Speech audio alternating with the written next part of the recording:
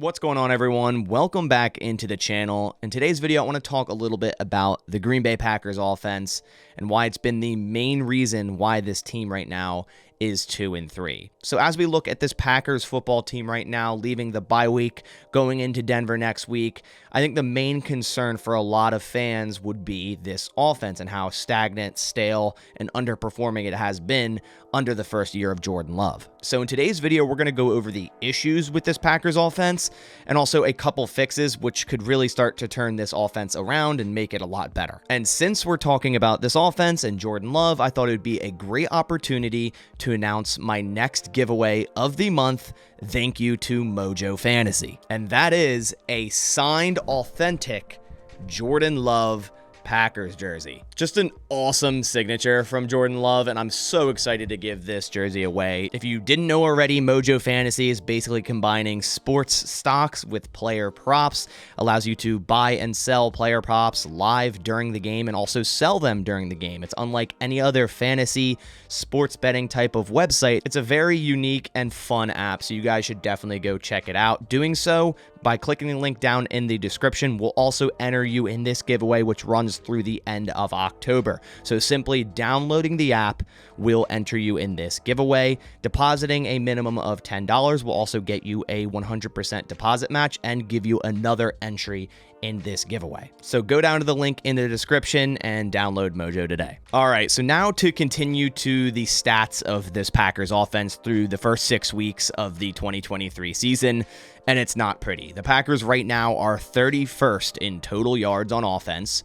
They're 29th in passing yards. They're 30th in rushing yards and 20th in points. And yes, they did have an early bye week where other teams have played one more game than them. But even if the Packers played the same amount of games, I doubt they would be anywhere in the top 20 for any of these categories. These numbers don't surprise me. And just because the Packers had a bye, honestly, I think it's ranked correctly. This offense has not been good. They have been one of the worst offenses in the NFL statistically through the first 6 weeks of the NFL season.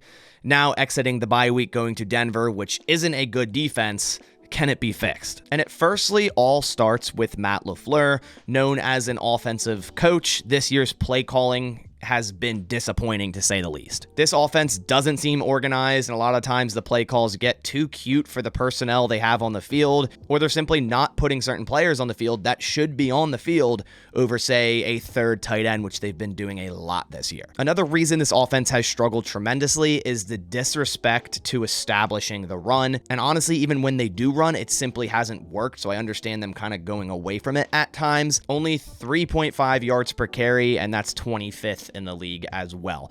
Now, not having Aaron Jones definitely hurts, and that's part of the reason why this Packers run offense can't get going, but that's not the sole reason they can't run. This interior of this offensive line, or the whole offensive line as a whole, has been very, very poor in run blocking. I actually recently just learned that Matt LaFleur doesn't even script his first 15 plays. He only scripts the beginning of the game based on concepts, not plays, which was crazy to me when I heard that last week. Because before that, I was kind of wondering, what are these scripted first 15 plays? They need to change. But now I'm learning that the first 15 plays aren't even scripting, and it just makes a whole lot more sense why this offense is so stagnant to start the game. And this is likely the sole reason why this offense has started so awful to start games. The Green Bay Packers have been outscored 54-3 in the first half of the last 3 games. That's 1 field goal to account for 6 first half quarters. That's absolutely insane. And honestly, the 54 points allowed, yes, the defense hasn't been perfect this year. It's not one of the top ones in the league, but in my opinion, it's not the reason why the Packers are losing football game. It's the inability to create offense early on in this game, putting your team in a hole and not being able to climb out of it. The defense has made stops, and honestly, they've made stops early in games. intercepting Jared Goff early. Then obviously that game got out of hand, stopping the Raiders on their first drive. They've created 3-and-outs. They've created stops on defense just for the Packers offense to go 3-and-out, punt the ball right back to the other team, and now a tired defense is allowing yards, which is to be expected. They're tired. They were just on the field. I can't blame the defense for this. Matt LaFleur needs to help Jordan Love. It's his first year as a starting quarterback in the NFL. Yes, he's been in the league for 3 seasons now, and it should be a lot better than, say, throwing a rookie quarterback right into the mix because he's had years to learn the system, practice with the team. But first and foremost, there needs to be a solid game plan based on the team you're playing after doing your scouting all week with a 15-play script, a staple of the West Coast system. And that's not saying Jordan Love has been perfect and it's all on Matt LaFleur. There's a lot that needs to be fixed from Jordan Love. But overall, I don't feel like he's the sole reason why this offense isn't clicking. He definitely needs to work on his accuracy and turning over the football. I think a lack of a strong game plan / identity of this offense is the main reason. And also the inability to run block and run the ball. Too many multiple tight end sets with inexperienced tight ends having tasked to block players like Max Crosby coming across the formation like we saw last week. That should never happen. You shouldn't have 2 young tight ends such as Tucker Kraft, Ben Sims have to come across the formation on the play to block someone like Max Crosby. If that's what you're drawing up and that's your game plan, you deserve Max Crosby to wreck your game, which he did last Monday. But as I stated, Jordan Love definitely has some things to fix.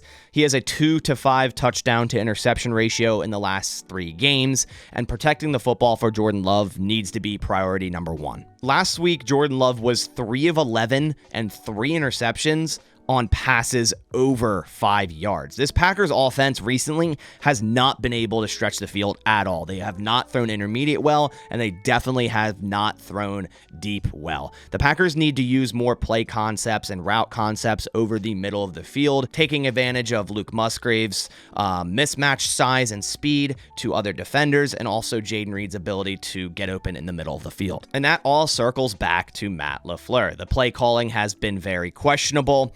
We'll see 3rd and 8 and they're running routes only 5 yards down the field, or we're kind of getting back into that old Packers system where they're running a lot of isolation routes on the outsides and outside of the numbers, that kind of what Aaron Rodgers liked, and we're not utilizing the middle of the field enough. At the end of the day, you have to put your new quarterback in a position to succeed, and that's by not throwing flat passes every play and basically not allowing your quarterback to simply use his strengths. Christian Watson also needs to be involved more in this offense to stretch the defense out. I know it was just his 2nd week back against the Raiders, and he'll become more accustomed and more up to speed as the weeks go on, but he definitely needs to be utilized more in this offense.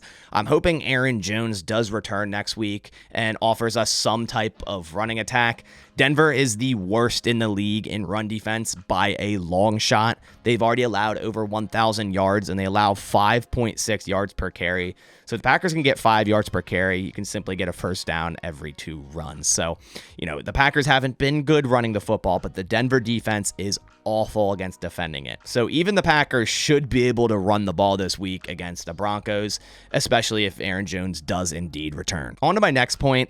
This offensive line needs to be better, and that brings us to a question of, should a change happen? Rasheed Walker has been struggling at left tackle in the last couple games. Although I do see him as a future tackle for the Green Bay Packers, it seems like right now he's simply not ready, and it's been a detriment to this offense. But even more so, the interior offensive line has been abysmal so far. So that raises the question of, should the Packers move Zach Tom into the interior of the offensive line? Say switching him to center, taking out Josh Myers, who hasn't been too great this year. Zach Tom played a lot of center at Wake Forest, and I think although he's a great right tackle, I think he would be an elite center in this league. Yes, that would be giving up on your 2nd round center, Josh Myers, but it simply just hasn't been great. Then that would bring Josh Nijman in at right tackle, who really has been buried on this depth chart after getting a lot of snaps last year. So it becomes a question of why the Packers haven't even used Josh Nijman at all and put, Rasheed Walker out there over him at left tackle. The Packers gave Josh Nijman a 2nd round tender, which is over $4 million